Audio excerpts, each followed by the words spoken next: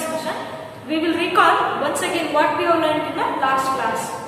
In the last class, we have discussed about what is the structure and the function of a leaf. Here, the major function of leaf is preparation of food, and also it is helpful for the transpiration of water. Means excess amount of water present in a plant, it will be expelled out to the surrounding through the leaves. So these are the two major functions of a leaf. Now today we are going to discuss about what is the function of the roots and what is the structure and function of a flower. Okay. So before going to start our discussion, see why roots are essential for a plants. Does the plants grow without roots? Now let us discuss in our class. We will start the discussion by doing one of the activity. So in this activity, you have to take two plants of same kind from an open ground. Later, you have to pick out the plants with roots. Look at this picture. Take care that their roots do not break during the picking. Plant one of them in pot A. Cut off the roots from the other plant and plant in pot B. Water them regularly. Observe the plants after a week. Are both plants healthy? No. Both the plants are watered regularly, but one plant is with root and other plant is without root. From this activity, we have observed that roots are very essential for the absorption of water and minerals. Dear children, from this activity we have understood that roots are very essential for the absorption of water and minerals. As we have discussed in the function of a stem, here stem it will be transports the absorbed water and minerals throughout the parts of a plant. It means that roots are very essential for the absorption of the water and minerals. Yes, now let us discuss what is the other function of a root by doing another one activity. To do this activity, we need certain materials. Here, the required materials are: take seeds of grams and maize, cotton wool and 2 bowls. With that, some amount of water we need. Look at this picture. Take 2 bowls, place some wet cotton in them. Put 3 to 4 seeds of gram in one and maize in another bowl. Keep the cotton wet by sprinkling water every day until the sprouts have grown into young plants. After a week, try to separate the young plants from the cotton. Was it easy to separate the cotton from the roots? No, it is very difficult. Why it is very difficult? Now let us discuss. It is very difficult to remove the seeds of a gram and maize from the wet cotton wool.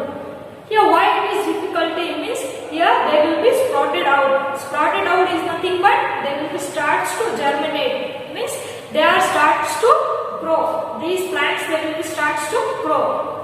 Here the first stage is appearance of the root here. Means the roots of a gram and maize it will be completely fixed to the wet cotton. It will be implies that roots they are having a capacity to hold the soil. Here we have taken the wet cotton. Means the roots of the plant they will be completely attached by the wet cotton. If you consider the plants which are growing in the soil, here roots are very essential to hold the plant. This is one of the importance of the roots. From these activities we have cleared that here what are the functions of root. Here roots are very essential to hold the plant with the soil. With that, roots are very essential for the absorption of water and minerals. So these are the two functions of the root. Okay. Next, what is the structure of roots? What are the types of root? Now let us discuss. We will discuss the types of roots by doing one of the activity. Look at this picture. Go to an open ground. Collect 2 plants. Wash the soil of the roots and observe them. Dear children, look at the roots of 2 plants.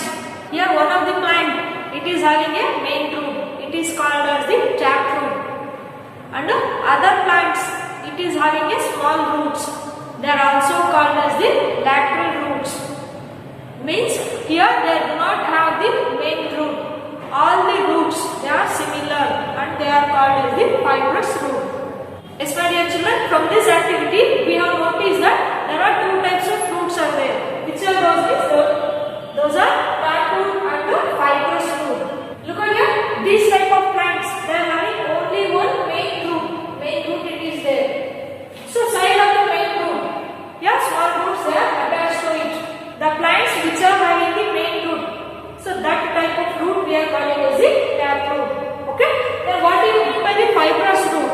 Look at here, fibrous root. Here there is no main root it is present. All the roots they are looking very similar. Look at here, all the roots they are looking similar to each other. Means there is no main root it is present in this type of plants. So this type of roots we are calling as the fibrous root, or also we are calling as the lateral roots. Okay.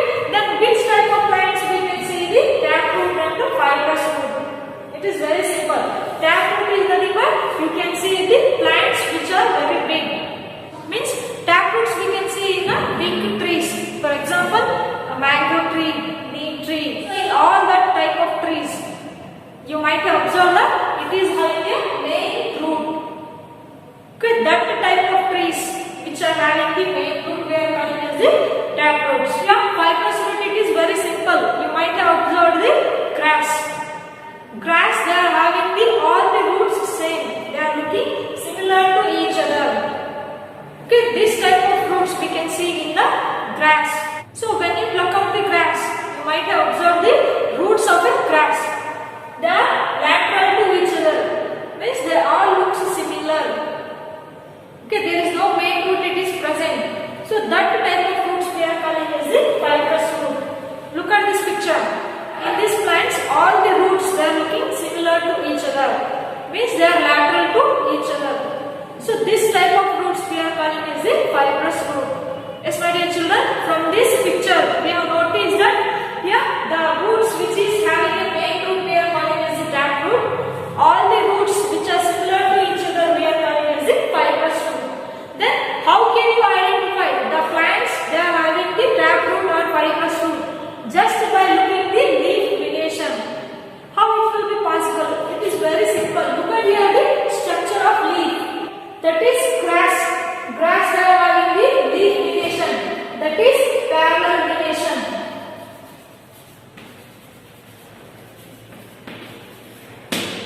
See, observe the structure of the leaf. Here, the grass it is having a parallel venation.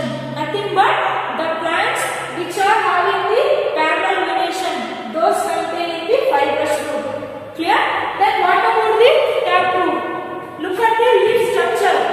Here, all the leaf structure they are having the reticulate venation.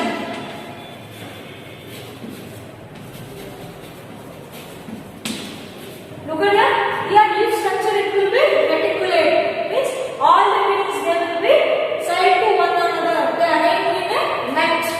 Plants which are having the reticulate venation, those all plants they are having the taproot. My dear children, here we have learned that is types of the roots. The plants which are having the parallel venation, those they are having the fibrous root. Okay. Next, the plants which are having the reticulate venation, those are having the taproot. Okay. This is all about the structure and what are the types of root, these functions.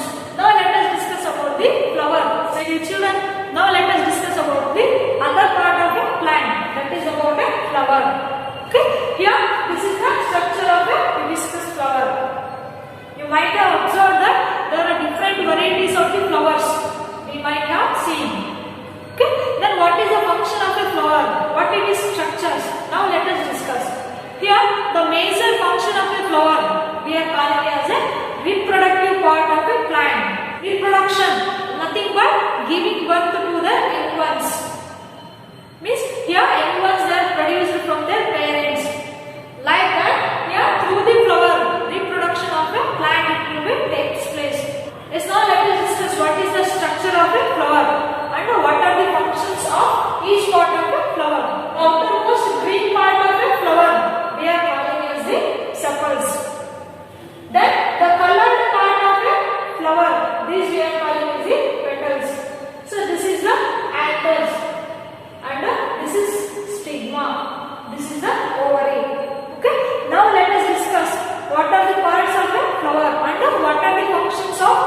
part. This is one of the hibiscus flower.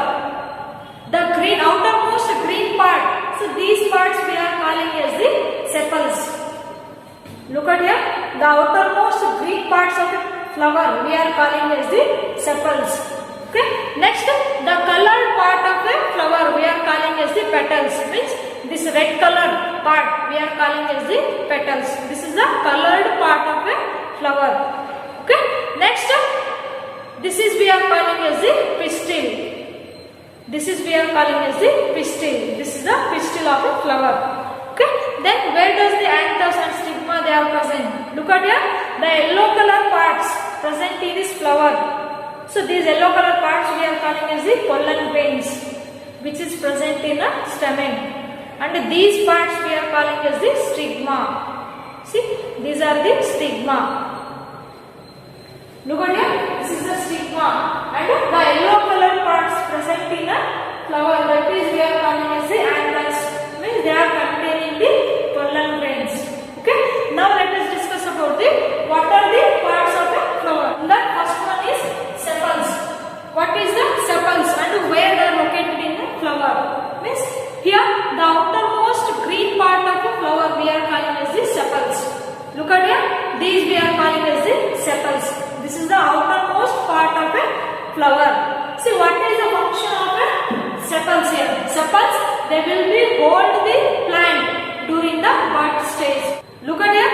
See these sepals, they are holding the flower during the bud stage. So when the flower is in bud stage, and that time these sepals they will be hold the bud of a flower. Okay, this is the major function of the sepals.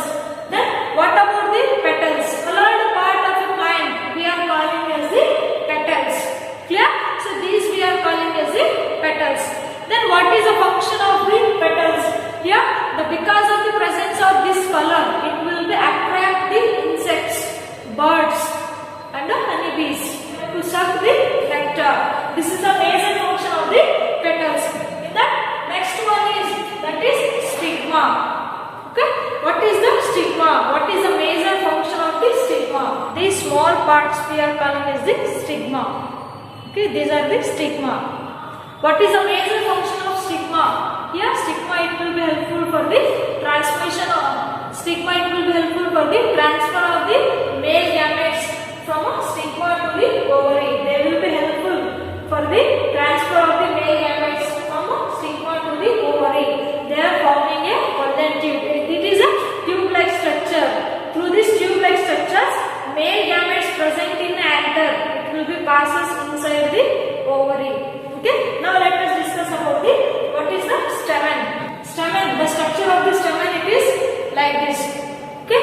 The uppermost part we are calling as the anther, and the tube-like structure we are calling as the filament. Is the stamen structure? It will be more they are present in the plant. So these are all structure of a stamen. So these are all structure of a stamen. Here I have taken only one part. Here I have taken only one part of a stamen. Here anther containing the pollen grains.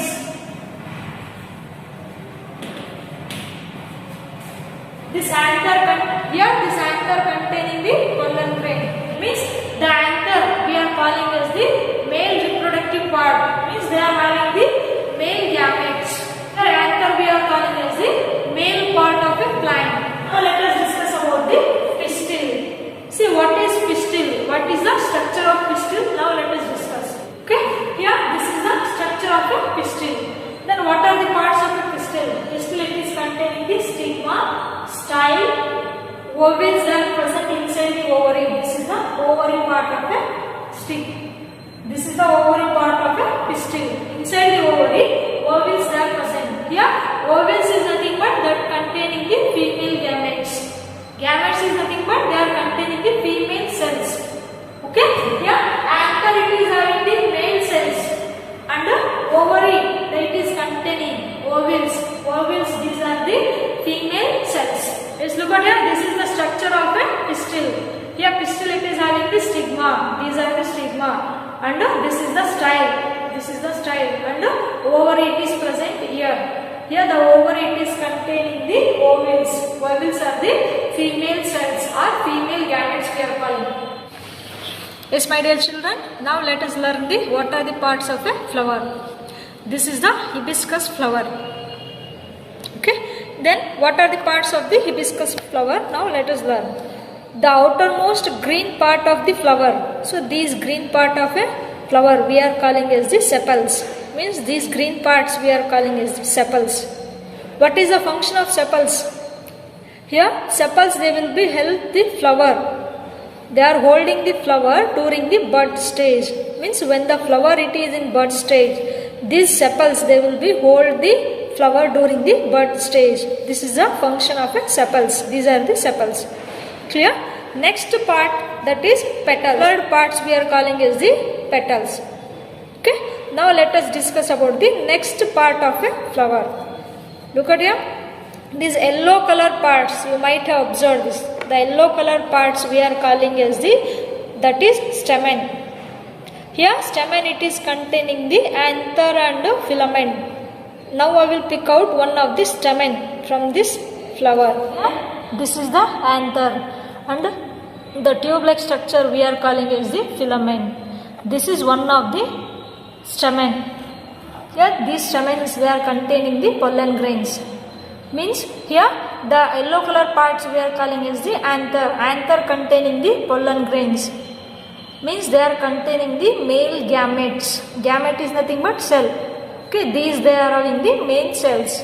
Okay, now let us discuss about the next part of the flower, that is pistil. Look at here, this is the structure of a pistil. Here it is having the stigma, so these we are calling as the stigma, and this is the style. The part from here to here we are calling as the style. Okay, and this is the ovary part. The white color part we are calling here as the ovary. Inside the ovary, ovules they are present.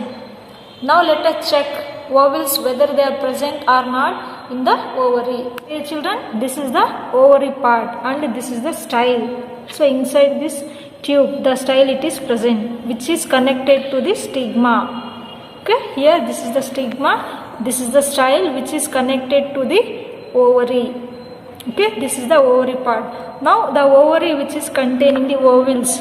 By opening the ovary, we will see the ovules they are present or not. Children, you might have observed that small white color balls. So these balls we are calling as the ovules. Look at here. Here they are present. Yes, these ovules they are present inside the ovary. So these all parts, these all we are calling as the ovules. Ovules we are calling as the female parts, means they are containing the female gametes. Okay, this is all about the parts of a flower. You will discuss regarding the parts of a flower in the higher classes. Yes, my dear children, we have observed the structure of a flower. Here, flower it is containing the sepals, petals, stigma, stamen and pistil. And also we have discussed about what are the functions of each part of a flower. Yes, my dear children, we have observed what are the parts of a flower. Okay, by learning all these points, we will wind up our class. Before going to wind up our class, once again we will recall what we have learnt in this lesson. In this lesson, we have learnt regarding what are the parts of a plant and how we have classified the plants according to their characteristics. Here, according to the characteristics, we have classified as the herbs, shrubs and the trees. Later, we have discussed about what are the parts of a plant. In that, we have discussed what is the structure of stem and its function. Later, we have discussed about the leaf and its function. Today, we have discussed about the roots. What are the types of roots and what is the function of roots also we have discussed. At last, we have discussed about the structure of a flower and what is the function of the flower also we have discussed. This is all about the lesson, that is getting to know plants. We came to know about the plants. It is having the certain major parts, and also we have learned what are the functions of each